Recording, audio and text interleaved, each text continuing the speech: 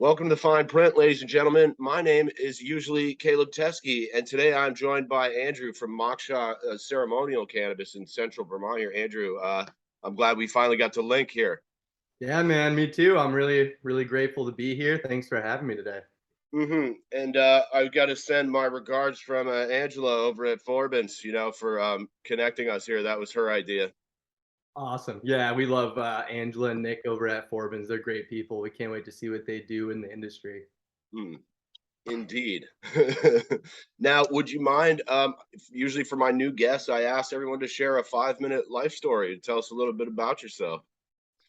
Yeah, so I'd say my journey began, I guess, if we're going to be cannabis focused, with cannabis back as far as like high school. And I started experimenting and I found the benefits pretty quick. I have like OCD tendencies, anxiety, like a lot of people deal with, more so in high school than now because, that's a whole different ball game. But yeah, I was grateful to find like a natural plant medicine and never have to go to pharmaceuticals. That was big for me. And then also my aunt had MS, so that made me look at cannabis in a totally different way as well, like from that medical perspective. So I've basically always had an interest in like the therapeutic aspect of it, and also like the spiritual aspect of it. Always read a lot when I was reading at that time at a young age. If no one's heard of Erowid, EROWID.org, definitely check them out. It's like the Bible for all psychoactive plants. I mean, even caffeine. It's a wealth of knowledge. It's nonprofit. I highly endorse them. But yeah, that's where I started learning all about cannabis, its effects, people's experiences. They have reports on there about what people experience. And I think when I was reading the experiences and that kind of stuff, that's what really like opened my mind to like, wow, this is more than just getting high and laughing at a TV show. Like there's people have spiritual experiences, they heal from this. There's a lot going on here. Arrowhead was one of the first websites that when we first got internet back in high school. I think we were probably sophomores in high school when we got internet, and we found out about that early, and we just started reading everything we could.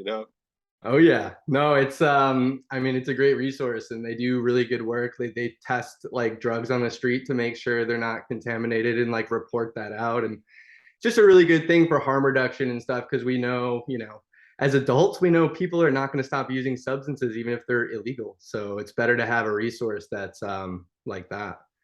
So you're a fan of the harm reduction model? Oh yeah. Yeah, for sure.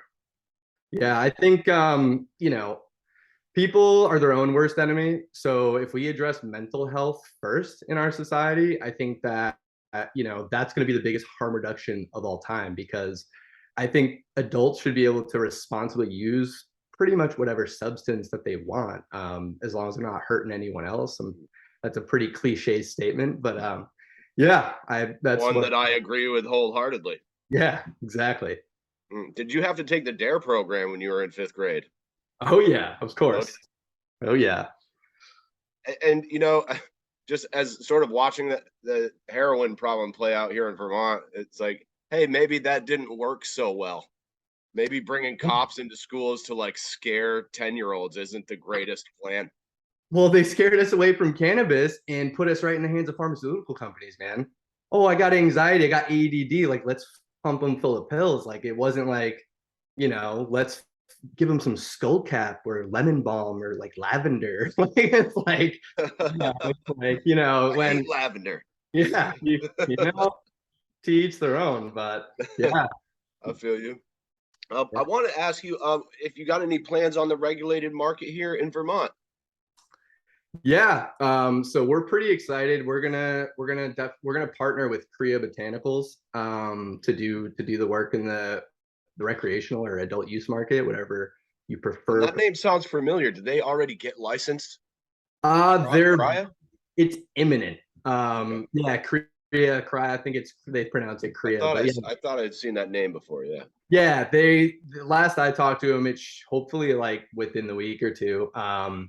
But yeah, we deal with them right now for our hemp CBD company, Ropana Wellness. We source our extract from them. It's like Vermont, full spectrum, organically grown. It's actually like a winterized version of RSO. If people are familiar with RSO, I'm pretty sure your listeners probably would Yeah, be. yeah, I bet.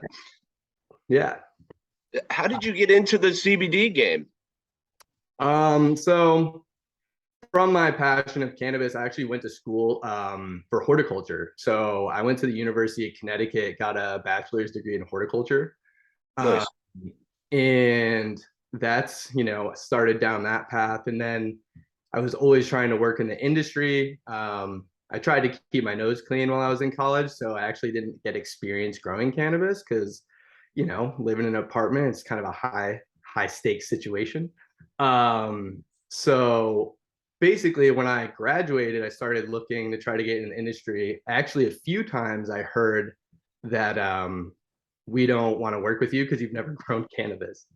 And I was like, okay, that's the difficult thing to hear when you try to do the right thing and, just learn and then go wholeheartedly into what you want to do. But Sure.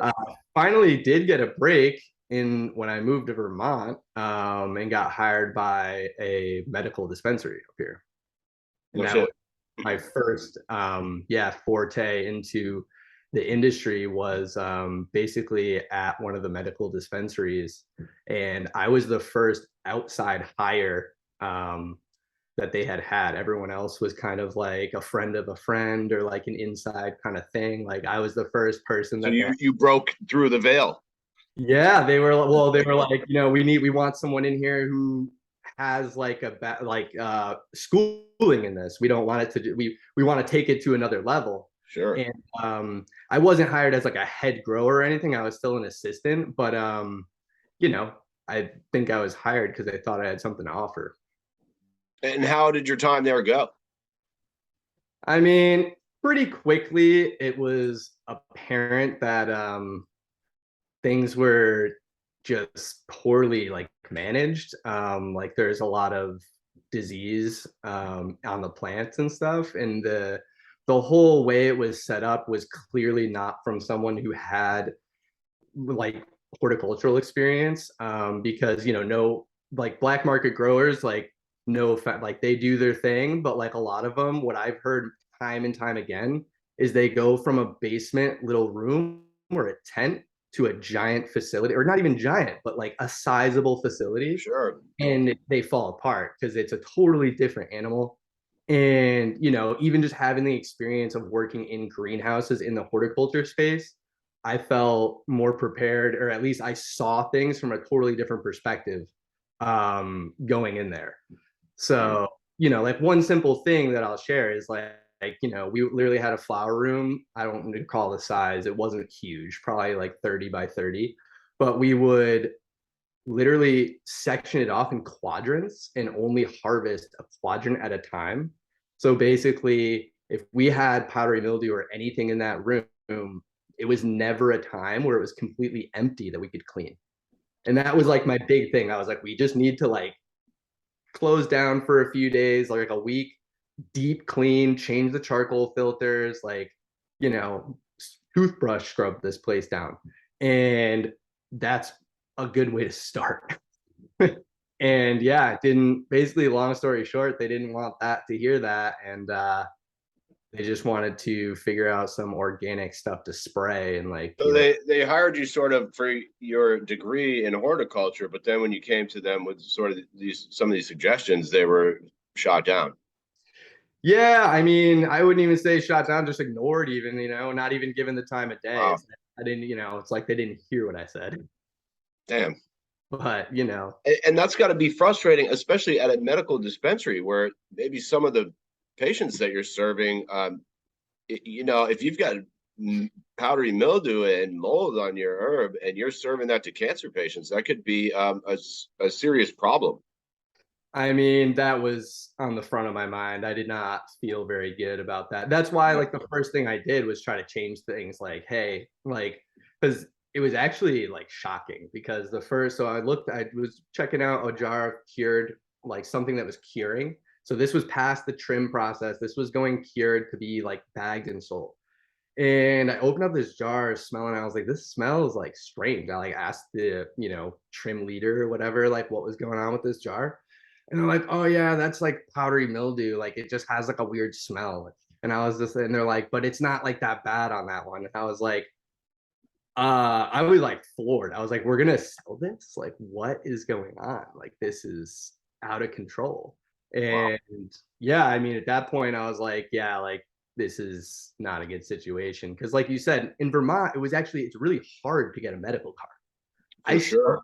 I think it took me 2 or 3 years You had to have like AIDS or cancer or really like something very severe. until the pain thing got into law. And then Right. even then, it was still hard. Yep. One doctor told me, if you had been prescribed opiates, then I would give you the card, but you haven't. So I'm not giving you a card. And I was like, so because I don't take opiates, I don't have chronic pain? Like, what the? And I was like, I avoided getting those scripts on purpose. Like, I told them I don't want them. And yeah, so Wow. it's a weird system, man, for That's sure. insane. Yeah, it's wild. Maybe you should have just done a little Oxycontin. It's wild. I was like, I have a prescription for a non-opiate pain cream they gave me, and they're like, yeah, that's not gonna work. Can you tell us? You mentioned maybe that Moksha has some kind of Sanskrit meaning. Would you mind explaining a little bit about that, please? Yeah, so cannabis has been illegal and kind of stigmatized for a long time, and so now that it's becoming more into the light and accepted, I like moksha is a Sanskrit word. It means Moksha. liberation. Sorry if I said it wrong. Okay. Tomato, man. I'm not strict about it, but yeah, I think the correct is moksha. But yeah, it means liberation. So the plant has finally been liberated. Us as consumers and growers are being liberated. The regulations a little tighter than I'd like to see, but overall, it's the good start to the liberation process. And you said you're not a big fan of regulation. No, no. In what sense? Just something that's completely non-toxic and is not going to hurt anyone, like, which has been proven time and time again. That's like the one study we can all agree that's been done is you can't die from cannabis. So if that's the case, like, and it's regulated stricter than alcohol, I mean, it's all about money. You can't really deny that. The government just sees it as a cash cow and knows that we're all desperate to do what we love, and they just want to take advantage of that as long as they can. Damn. That's my opinion, What a shame. I mean, that's why I like the hemp industry. So like, that's what pushed me. I think your original question was like, why, like I got into the industry, and I guess, so the dispensary pushed me into the hemp CBD industry because I actually lost my job. It was the first job I ever got fired from. Really? And yeah, it was an emotional experience. Like I would literally pretty much break into tears, like not sobbing, but like literally tearing up, like wow, like I can't believe I just got fired. So like you went to college for horticulture, you got this job, which must have been sort of like a bit of a dream, huh? Like it was a dream. I was right, and then you come in, and then you everything. come in with these suggestions that get just totally ignored, and then you get fired. Yeah, and I mean, and I bought a new car just to drive, make the commute, like, and they kept telling me we're gonna be so set, like we're gonna get the rec license, and like we're all gonna be millionaires. That's what they used to say, shit like that. And I was just like, I mean, that wasn't why I was doing it, but I was like, cool, like this is gonna be sick. Like I'm get to grow. I'm gonna be like in the ground floor. We're gonna turn this place around. It's gonna be great. And then yeah, when I got fired, I was like, wow, like I just like bought a house, a car, like literally, like I was like, I don't know, and the NDA that is expired now wouldn't let me go to another dispensary for like 2 years. Wow. So like my industry was basically like, oh, you've been here like 6 months now, fuck you. Even though, which is odd because all of the medical dispensaries in Vermont that I've looked at, we're all selling each other's products. So it seems odd that they would have an NDA in place against the other ones. I mean, I think they don't want, I don't think they didn't want the other ones to know what problems they had internally. I think that's like the main thing, because they all had their problems, and I think that they didn't want each other to know like what was going on. Mm. And yeah, the reason I actually lost my job was because I tried to tell someone, or I tried to ask a question to like a local person that was a little too connected. I didn't realize. And basically, when I asked them what we could spray that was organic or whatever, because I didn't really, it's not my, I honestly never even paid too much attention to sprays and stuff. And when I was in school, because I was always more about biologicals and like just different anything you could use to avoid chemicals. But basically, this guy got back to my boss that I was like asking about what we could do to fix this problem. And even though I wasn't telling people, hey, don't go here to buy this, that was why I lost my job. Mm. Wild, full circle, you know? No comment. Tell me about that mug real quick. Oh yeah, yeah. I got to give a shout out to Gray Barnes Pottery. She had a Woodstock, like Heartland area, Vermont. This is a real cannabis leaf she used. You can't see it really on the camera, but the veins are actually like still intact. It's the details unreal. That's awesome. Yeah.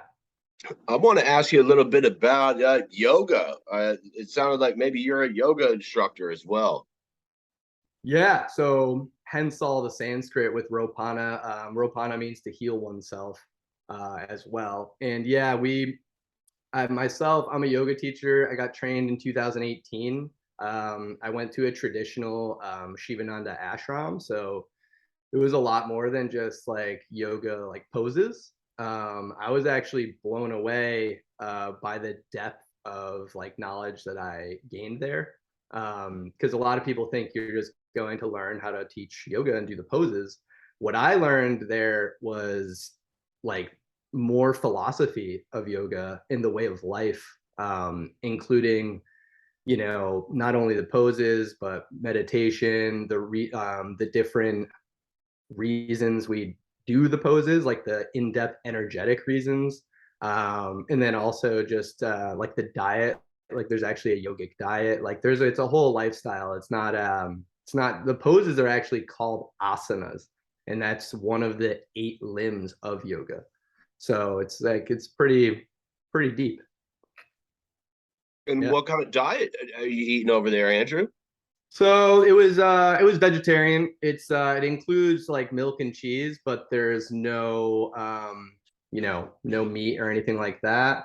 And we only ate twice a day, once at 10 a.m. and once at 5. And yeah, we would get up at 5 a.m. every day and go to bed at 10 p.m. And it was an intense month of yoga and And you said you're going to Nepal or something here soon?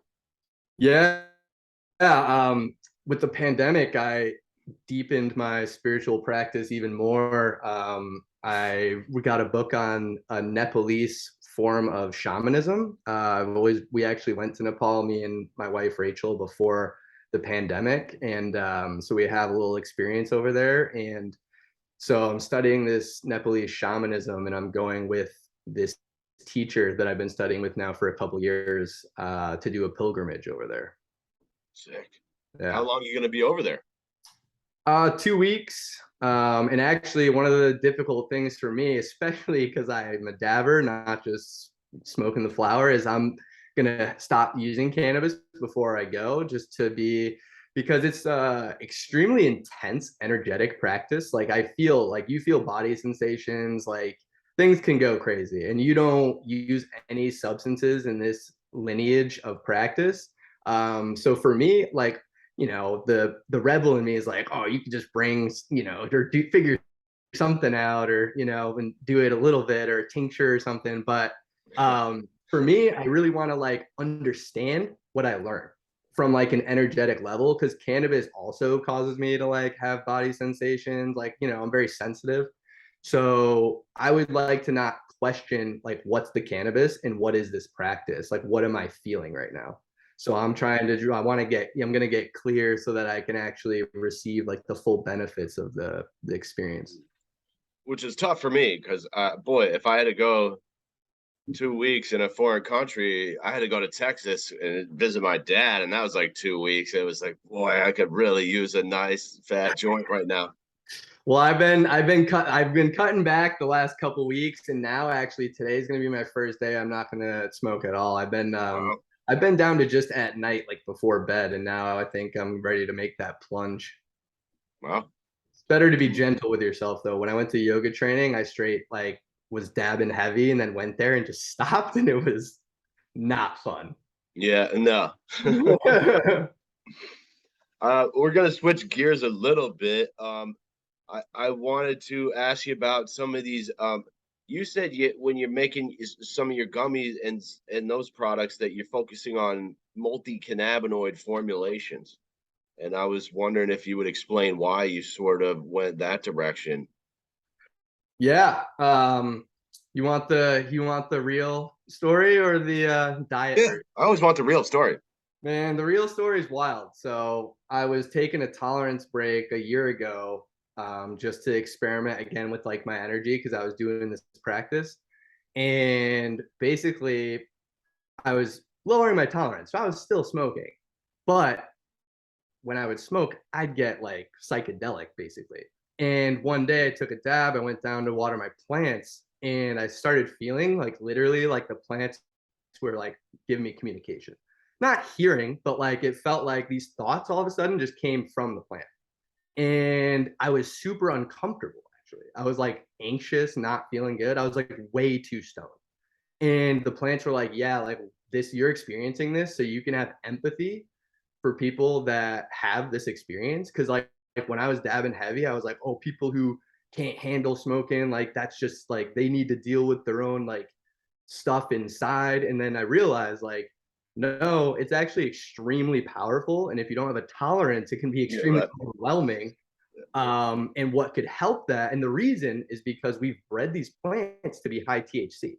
In nature, like 1,000 years ago, they were balanced more with CBD, THC, CBG. Like there was like I said, multi-cannabinoid formulation in the plant itself.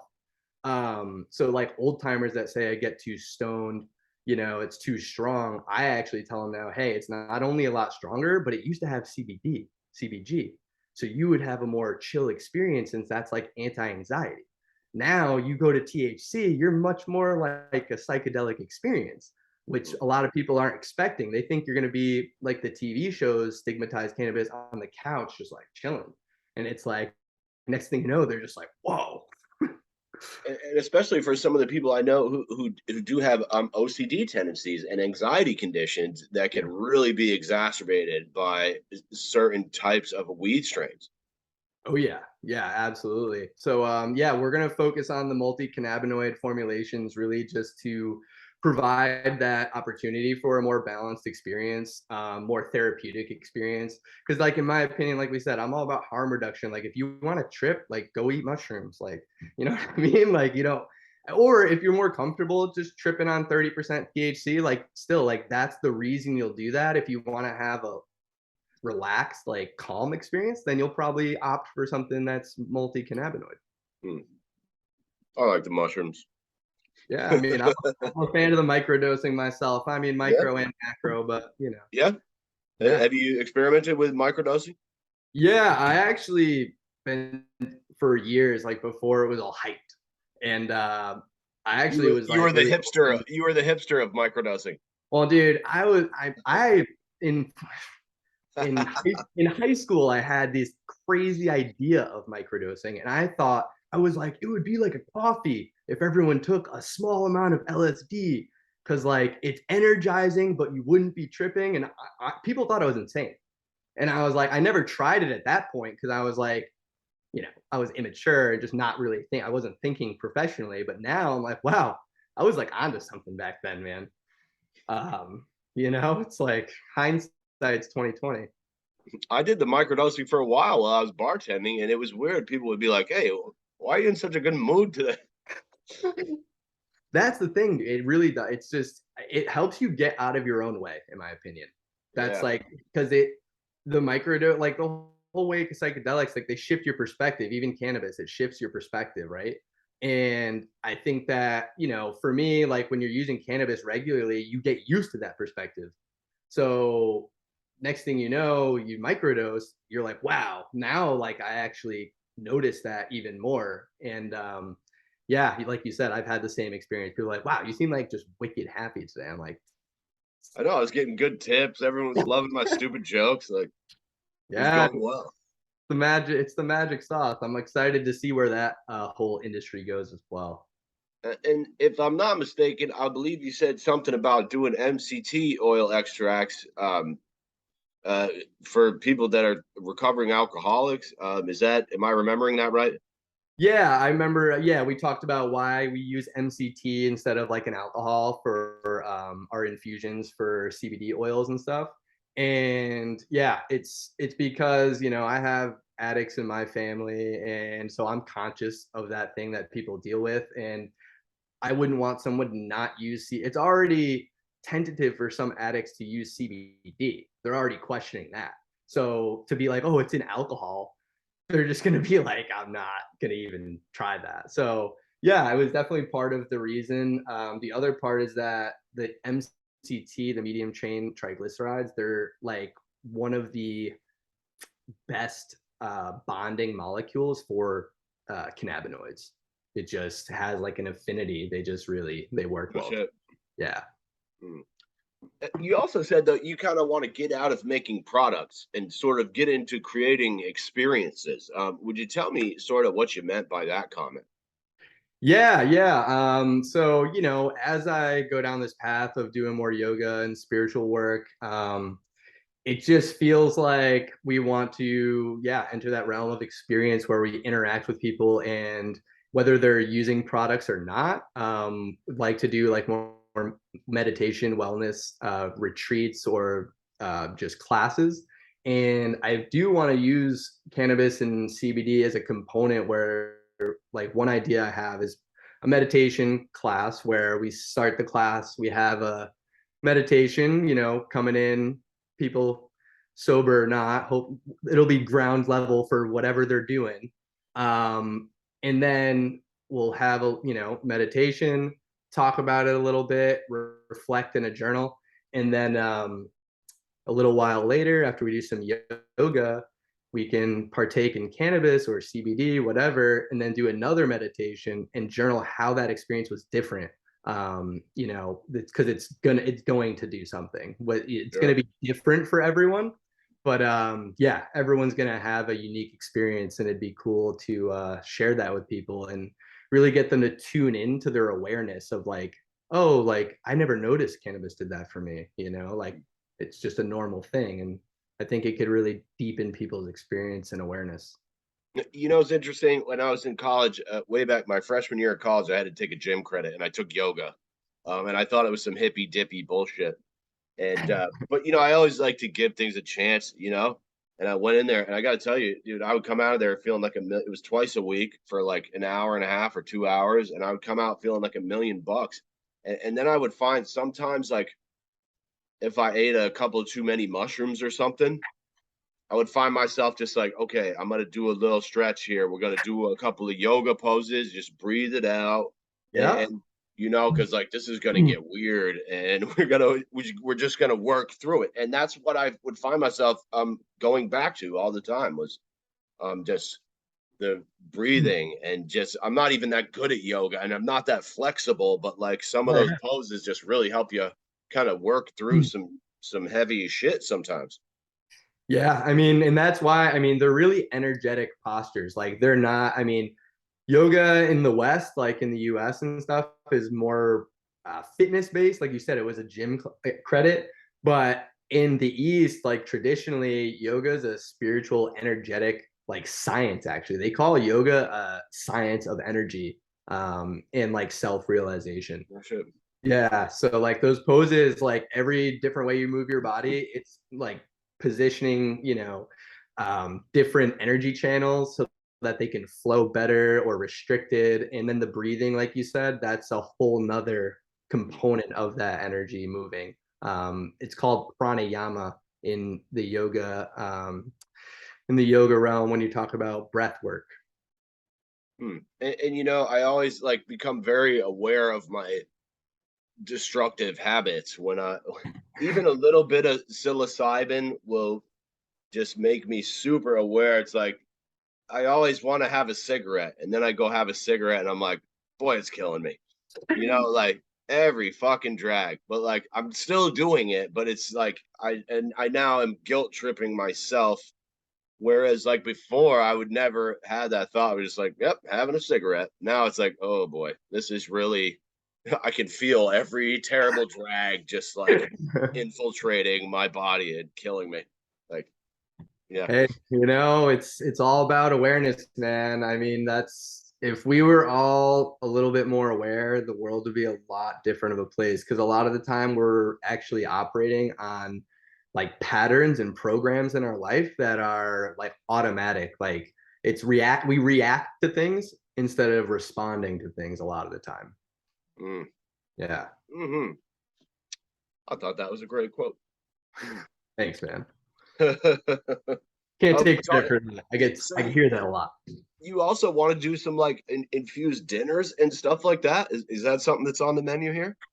Man, we've done a couple of those. We call them Moksha's elevated experiences. Yeah, and those have been great. It's a great way to bring people together. A sense of community, networking, and and also just to kick back and relax with the community because the cannabis space there's more events now than ever before, but up until now it's been a struggle to find like places that connect, safe spaces where we can be ourselves and have fun. Mm. Yeah, it's an interesting time right now because people who have had to sort of hide in the darkness for their whole lives are now like, it's safe to talk about, but like, is it? Is it? It's like some of them feel like, to me, it seems like they feel like they're getting tricked. Like, is it safe? Oh, definitely. I mean, Yeah. I find myself, I struggle with that still, man. I'm always like, I go, oh, should I have said that? Oh, maybe not. And then I'm like, you know what? But what I've really learned, man, is like I living in fear never helped me. All right. Like I didn't make full spectrum CBD products for 3 years, only THC free, because I was nervous that people would be like, I got high. This kid looks like a hippie and he sold me fucking pot. So I was like, I can't, I'm not going to even go there. I'm going to tell them it's been removed and there's not even a trace. So if you think you're high, it's psychosomatic. Yeah. But yeah, it didn't, and then it didn't like help the business though. Like people want full spectrum. It's less processed. It's more organic. Like it's definitely more of a Vermont thing. So it really did. It wasn't a benefit to us. It was just being overly cautious, in my opinion. Which it seems like not a bad idea. Well, that's the thing, and that's why I still kind of have that tendency because yeah, we like our freedom as much as we have right now, and I'm not trying to get it restricted anymore. Yeah, it doesn't seem like we're getting more by the day. But Yeah, so let's just try to preserve what we have. are you still looking for a kitchen? I felt like last time I talked, you were looking for a kitchen. I thought maybe if we shout it out, we could help you find one. I mean, we debated, I'm actually in the CBD production facility that we built out. Oh, nice. Um, Cool. yeah, got some stuff right here. Right on. Okay. But the reason we didn't end up doing THC in this space is because we're not a fan of the strict regulations and all the paperwork even to just get started. Hemp was all the regulation I want to deal with, to be completely honest. Like, and it's still like more regulated than you're any other business. You're making jam or jelly that's not infused. Like, you don't have to get no like it's a lot easier. As even with payment processing and stuff. You know what I mean? So yeah, we found Kriya Botanicals because we reached out or we were talking to them about what they were going to do in the market, and they said that they were going to be making products for like other brands. So I said, like, okay, well, do we need a license to go that route, or do we do it under your license? And they said that it's basically going to be under their license. So we can have the Moksha Ceremonial Cannabis brand made at Korea. We trust them. And I don't know if they're aware or did it intentionally, but Korea is also a Sanskrit word. And I didn't pick it because of that, but yeah, it means action. Could I have them on for an interview? Oh, I'm sure think you can get someone over there to Maybe talk. you could link us up. Absolutely, man. If I'll get someone over there, especially since I shout them out here. That'd be wonderful. And let me ask you, since you already had the CBD, I assume you've dealt with some of the banking and the insurance and some of those types of issues. Oh yeah, yeah. Have you had any trouble with that kind of shit?